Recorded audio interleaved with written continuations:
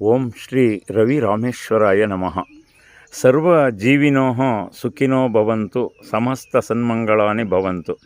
15 ದಿನಗಳ ಹಿಂದೆ ಮಳೆ, ಆರ್ಭಟ, ಗುಡುಗು, ಸಿಡಿಲುಗಳಿಂದ ತಾನಾಗೆ ಬಂದ ಆಮೆ ನಮ್ಮ ರವಿರಾಮೇಶ್ವರ ಯಾತ್ರೆ ನಿವಾಸದ ಗೇಟಿನೊಳಗಡೆ ಬಂದು ನಿಂತಿತ್ತು. ನಾನು ಅಲ್ಲಿರುವ ಒಂದು ಸಣ್ಣ ತೊಟ್ಟಿಯಲ್ಲಿ ಅದನ್ನು ಕಾಪಾಡಿದೆ. ಈಗ ಪ್ರಕೃತಿ ಹೆಚ್ಚಿಗೆ ಮಳೆ ಬಂದು ನಮ್ಮ ಮನೆ ಹಿಂದುಗಡೆ ಇರುವ ಕೃಷಿ ಹೊಂಡದ ತುಂಬ ನೀರು ತುಂಬಿದೆ.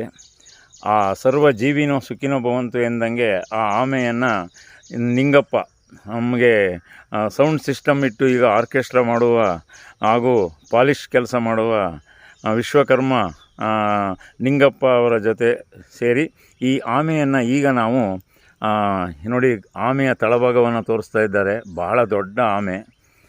ಮತ್ತು ಮುಂಭಾಗ ತೋರಿಸ್ತಾರೆ ನೋಡಿ. ಈಗ ನೋಡಿ, ಅದರ ಒಳಗಡೆ ಆಮೆ ಅಡಗಿಕೊಂಡಿದೆ ಭಯದಲ್ಲಿ. ಈ ಆಮೆ, ಇದಕ್ಕೆ ತೂಕ ಬಹಳ ಇದೆ. ಈ ಆಮೆಯನ್ನು ಈಗ ನಾವು ನಮ್ಮ ಕೃಷಿ ಹೊಂಡದೊಳಕ್ಕೆ ಬಿಟ್ಟು ಅದನ್ನು ಕಾಪಾಡುವ 3 kg ಬರುತ್ತೆ. ಬರುತ್ತೆ. ಈಗ ಬಿಡ್ತಾರೆ ನೋಡಿ.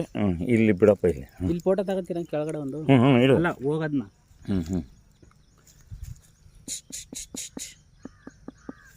ಹೋಗೋದಿಲ್ವಲ್ಲ, ಭಯ ಅದಕ್ಕೆ.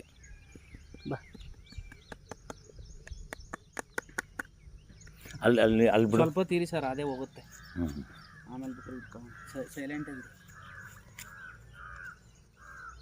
ಅದು ಹೋಗ್ಬೇಕಾದ್ರೆ ಒಂದು ಫೋಟೋ ತೆಗೀರಿ.